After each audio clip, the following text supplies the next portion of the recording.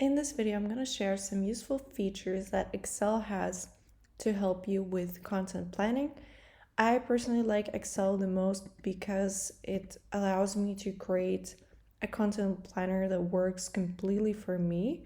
So, whichever specific needs you have for your content planning, I think this is the only way you can truly make it personalized and completely the way you want it to be.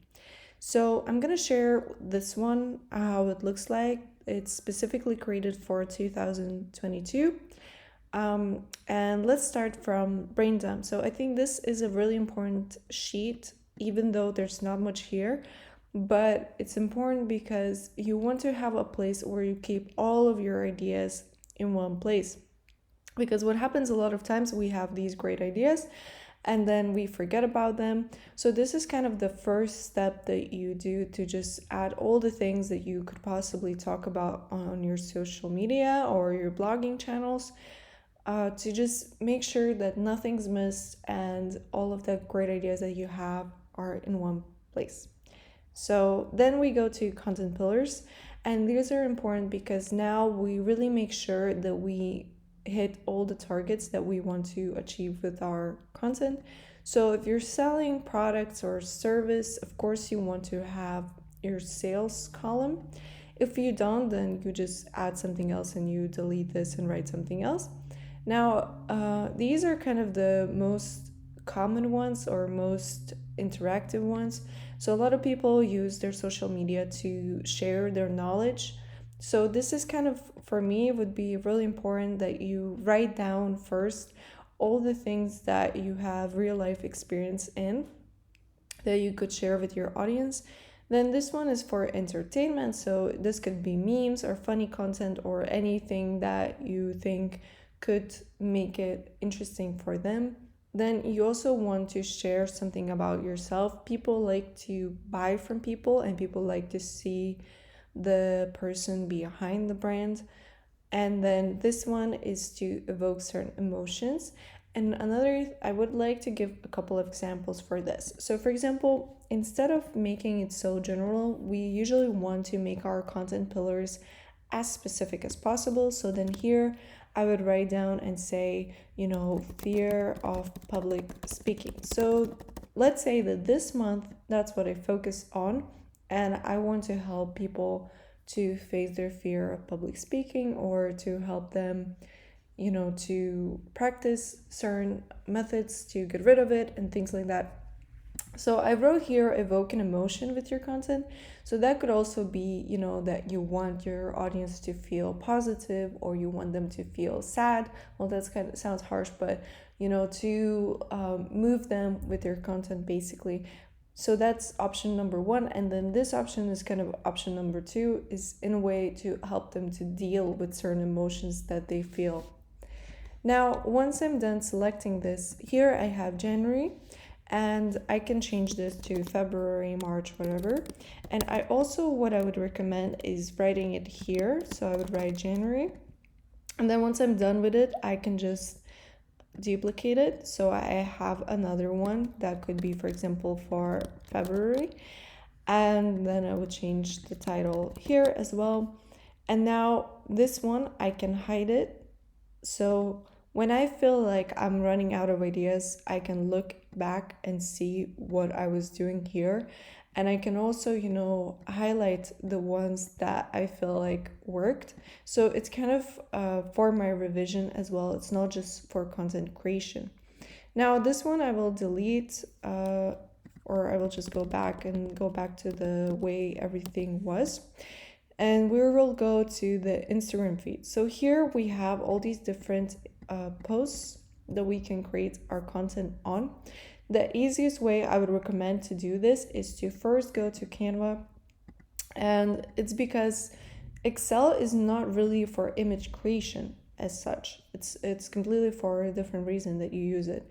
And Canva is completely free. You probably even know it. So now I just click this button. It probably will be in your own language. And I will choose like a specific size. So my size is going to be 5400 1080, which gives me this image basically. And then what I want to do, I also want to add some elements to it. So there's different ways you can do this. So for example, one of the ways is to add actual images. And so I will just choose, make sure that this one says 1080 or something similar at least. And then I just copy it and paste it, and then I can just add my images there, and it's really, really easy. So this one that I duplicate, so I click this here and I have two, as you can see. And then I just add some images that I've downloaded, or I can just choose some depending on whether you have the pro version or not a pro version. So in this case, I don't have the pro version. So as you can see, it says free in Spanish, but it doesn't matter. So I can just add my images here, and probably you will want to add your own images anyways. So you don't really need to have a pro version for this, and you can also drag and create your own. What happens then is that I can cut these images in the right sizes. So what I would do, let's say I say one, I will download these 2 pages, and then I will go ahead and go to Google, and then go to image splitter, and just split the images into the ones that I want. So now I have to open this to make sure, and let's go back. So I choose the image, I choose the one I want. So let's say this one. It's not completed because as you can see, these ones are still here. And then I choose how I want to split them. So in this I have 5 images, and I choose, I think it's horizontal, I don't remember. And then I also choose the quality, and I split the image, and then I see that it's not right. I need to make sure the content blocks are correct here. So now I have the images that I've downloaded, and I can download and see if they're okay. So as you can see, I have my image here. So that's how I would do it personally. And another way I would do, like for example, if I'm not using images but I'm using something different, like illustrations, then I would just not have this, and you can see it. I can add elements. So let me just go here. Okay, I can add certain elements for this. So for example, let's say monstera plant. Okay, I probably wrote it wrong. Yep, I did. Okay, so I can either choose the graphic elements or photos, whatever I want, and I can just add them as I want them to be, here, keeping in mind that later I will cut them and create them in the way I want. So I will also choose this thing, I think. Yeah, so it shows me the ruler, and I make sure that it's around 1080 or 1080 specifically. It's kind of hard to make it specific, and I will just add them, one by one. It's easier to just look at these and add them regarding to that for me personally. So that's how I would do it, and to create those images that I want. So now I see that, okay, I need to resize this, and then you can, when you click, you also see the lines there. And so I would just go ahead, create all my posts, and see how they look like. Another way you could use it is to actually create your carousels. So that's also really useful. So this would be perfect for carousel as well. Okay, so enough about this. Let's go back to the actual planner. So here, as you can see, that's how I created the feed. So that's why it's matching everywhere. You don't really need to do that. Photos usually work better in general right now. You probably know that already, but if you don't, the images like this, they will never work as well as your photos would. Now, a really important feature of this particular planner is that sorry, when you go here and upload an image, so the way you can do it, there's 2 ways. One is to insert, say, image, and insert image in cell. And then another way is to hold the option key plus slash.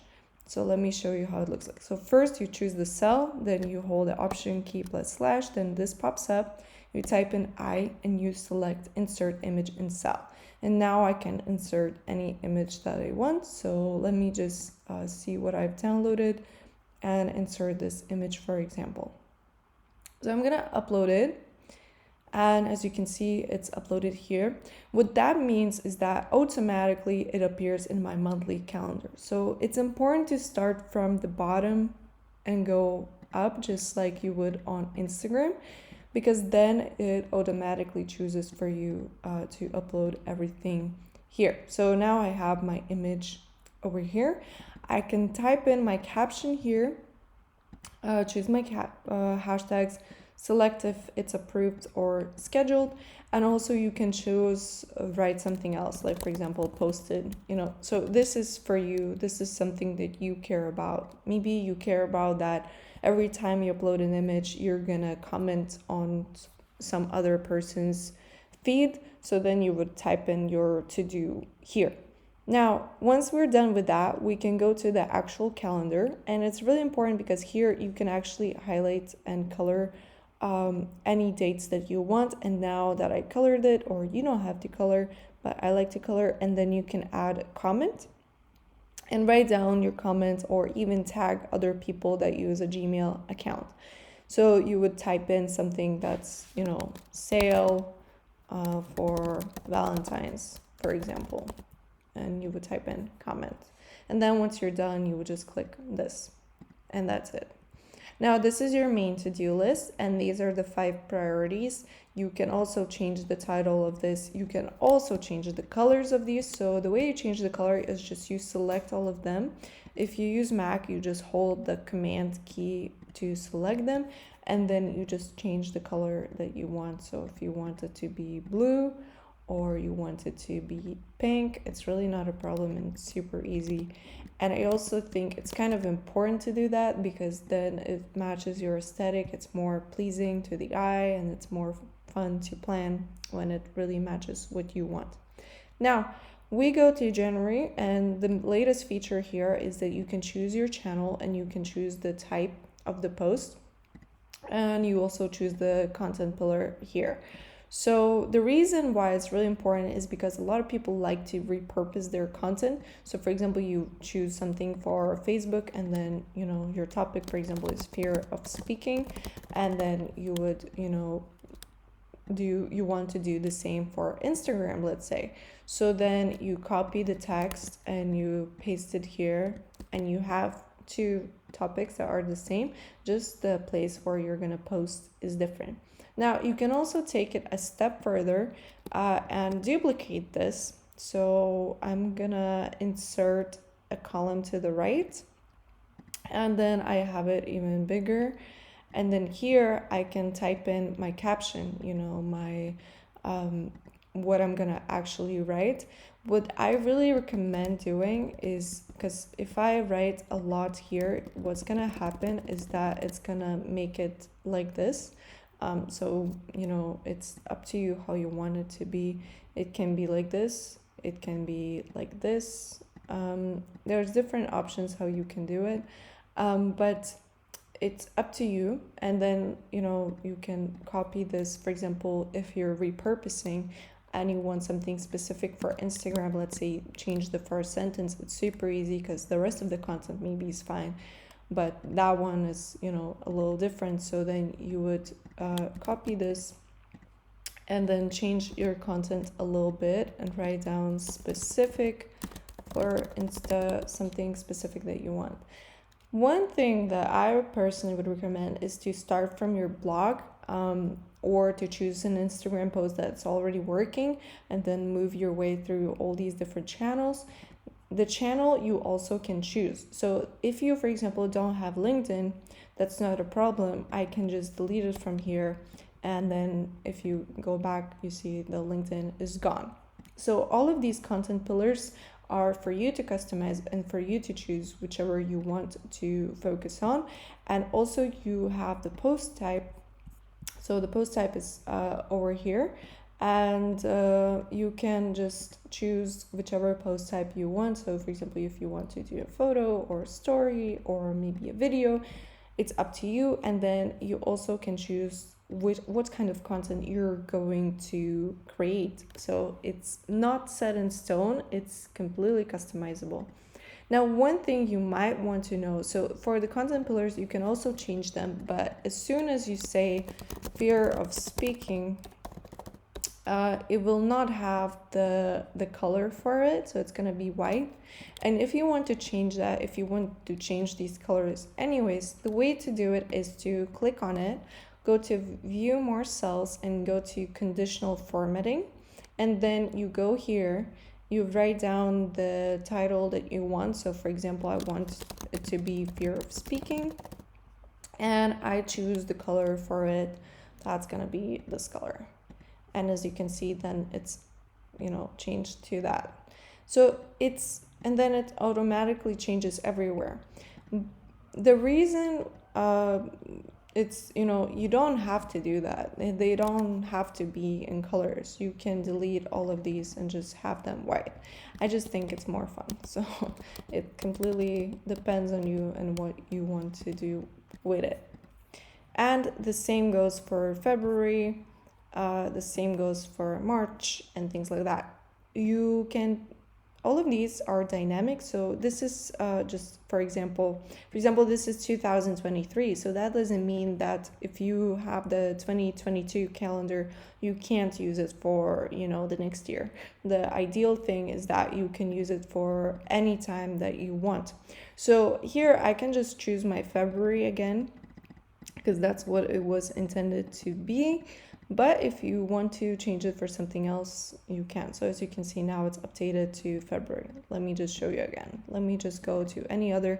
I just have to choose the first day, and it automatically changes the days for me. So I have from 1st to 30th, and then if I go anywhere else, I can also have it dynamically updated. So once you purchase this one, if you haven't already, you can just choose whatever you want to do with it and click chosen or change the title of this.